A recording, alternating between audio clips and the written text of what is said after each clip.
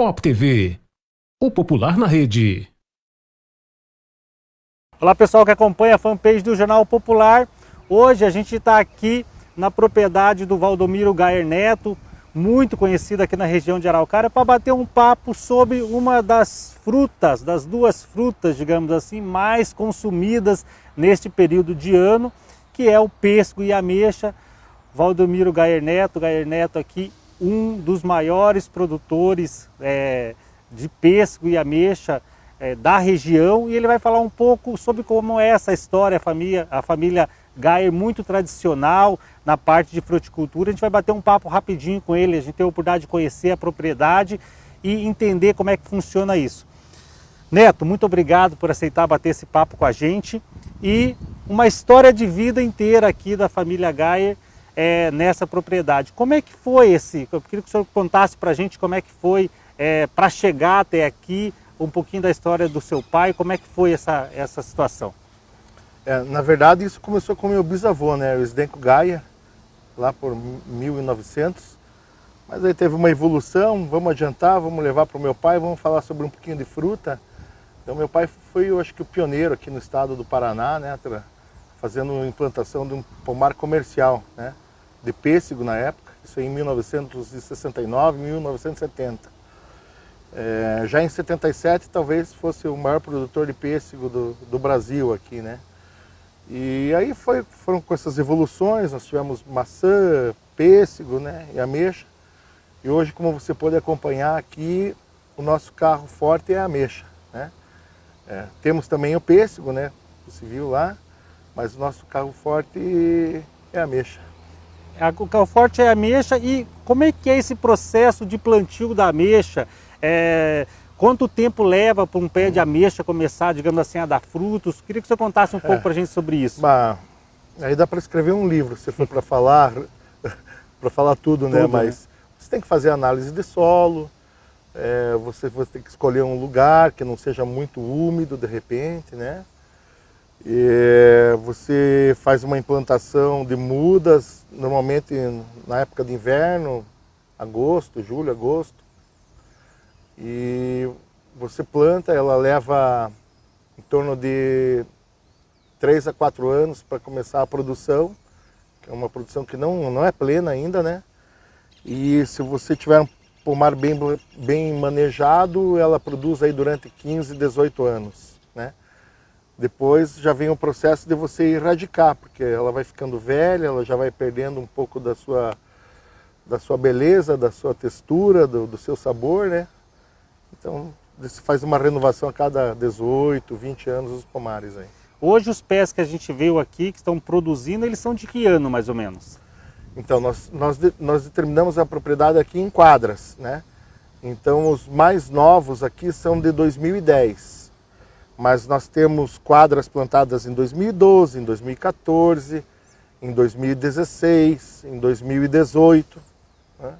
E pelo que a gente viu nessa alternância, já tem ali para ter essa produção daqui a alguns anos, já tem também novos pés sendo plantados.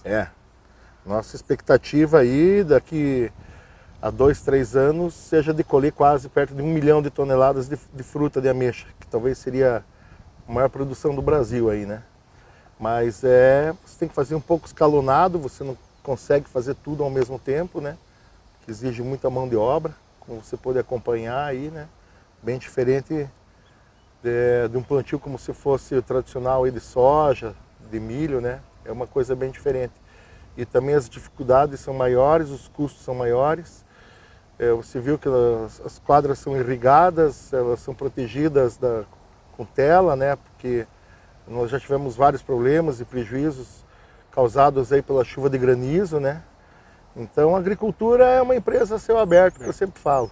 Então tudo que você puder minimizar, né? Para que a gente tenha menos efeitos aí indesejáveis, né? A gente minimiza. Então a tela é uma, a irrigação é outra, né? E principalmente bastante informação na questão de implantação e manejo, né? Que é importante hoje, que não é fácil produzir nos dias de hoje. E você estava explicando para a gente, pessoal, e é bem bacana, que o pêssego e a ameixa aqui da fruticultura Gayer a estrutura que você montou, que você trabalha, é uma fruta com nome e sobrenome, né? Você estava trabalhando com isso e hoje essa fruta produzida aqui em Araucária, com o sobrenome da família Gaia, ela é consumida em que região do país? Onde a gente pode encontrar esse produto? Para onde que a fruticultura araucariense está indo? Por incrível que pareça, eu acho que na nossa cidade e na nossa região metropolitana e no estado é onde ela é menos consumida. Porque nós temos um mercado já, uma tradição de sempre mandar para fora do estado. Então ela é consumida muito em São Paulo, Campinas, no Rio de Janeiro. Um consumo que é muito grande são nesses navios de turismo que fazem no final de ano. Nós temos um cadastro através de um distribuidor e somos, acho que um dos únicos que temos esse cadastro, porque daí seria como uma fruta exportada, né? Quando entra num navio, o consumo de ameixa num navio assim, é uma coisa fantástica. Eles consomem em torno de 30 toneladas por semana. Fiquei sabendo isso semana passada, nesses navios que saem lá de Santos e do Rio de Janeiro, né? Então o Rio de Janeiro é um grande consumidor, principalmente nessas épocas, porque tem muito turista, né? Eu acho que o nosso principal consumidor é o estado do Rio de Janeiro, cidade do Rio de Janeiro. Aí temos Campinas, nós temos Juiz de Fora, Belo Horizonte, Goiânia, né? Então vai para quase todo o Brasil aí e vai sempre armazenada o transporte é sempre feito em caminhões assim com câmara fria, né? E a gente estava conhecendo um pouco dessa estrutura e de entender, de repente a pessoa pensa assim, acha que é algo tranquilo de se plantar fruta, tem um pezinho de fruta, da pêssego lá, da ameixa, e aqui envolve muita tecnologia, inclusive com a parte de georreferenciamento, tudo. Hoje essa fruta que é produzida aqui também, ela é rastreada e as pessoas que consomem podem inclusive identificar em que quadra foi plantada, onde foi plantada, quando foi colhida, né? Isso mesmo. Então as quadras são identificadas, né? Você tem nas embalagens, nós temos um QR Code, né?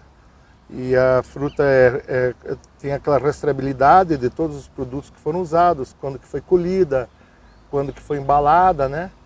E assim você tem uma informação, uma melhor informação para você saber, né? Quando chega lá no consumidor, né? E o mercado hoje está exigindo isso, cada vez mais evoluído, né?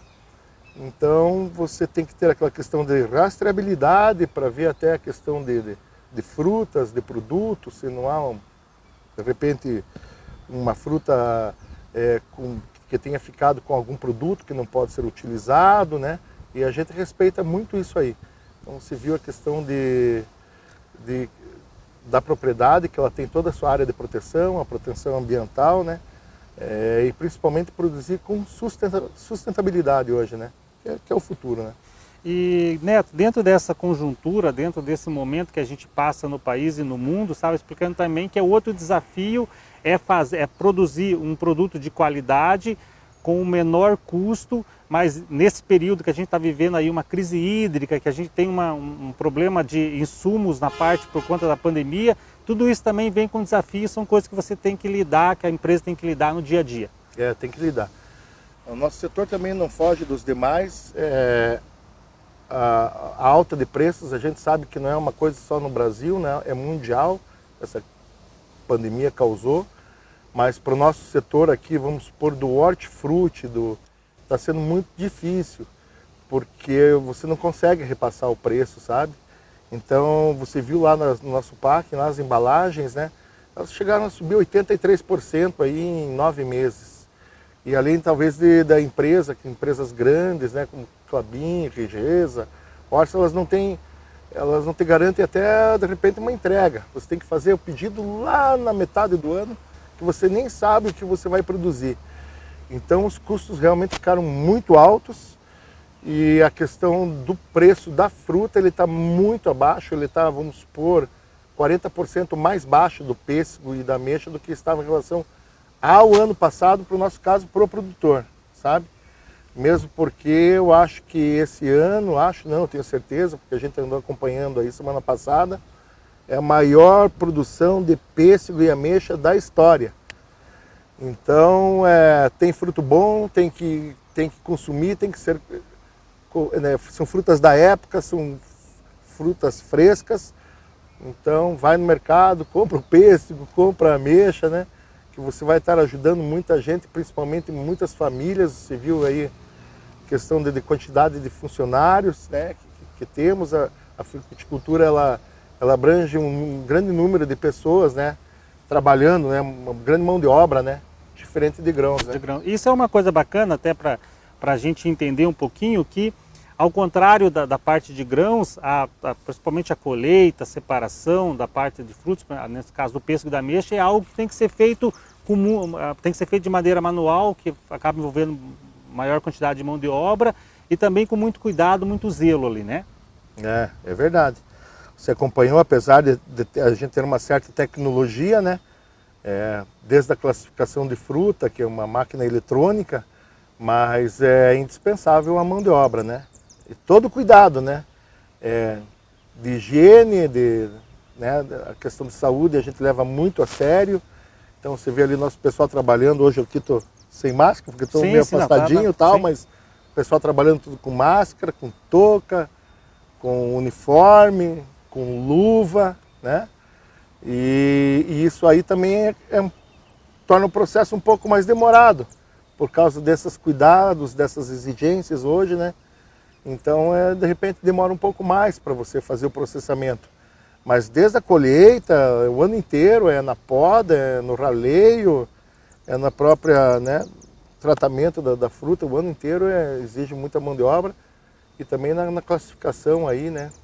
Então, você tem muita gente aí, né? Envolvida nesse processo todo. Então, pessoal, a gente bateu um papo aqui com o Neto Geyer, muito conhecido aqui em Araucária.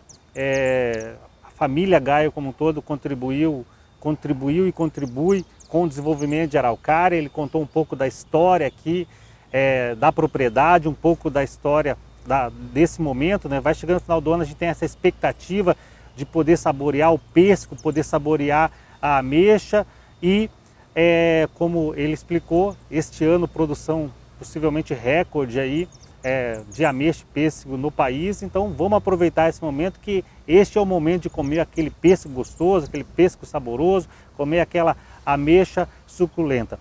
Neto, muito obrigado por esse bate-papo, muito obrigado por ter aberto a propriedade para a gente conhecer, visitar, entender um pouco. Gente, é cada coisa que a gente não tem.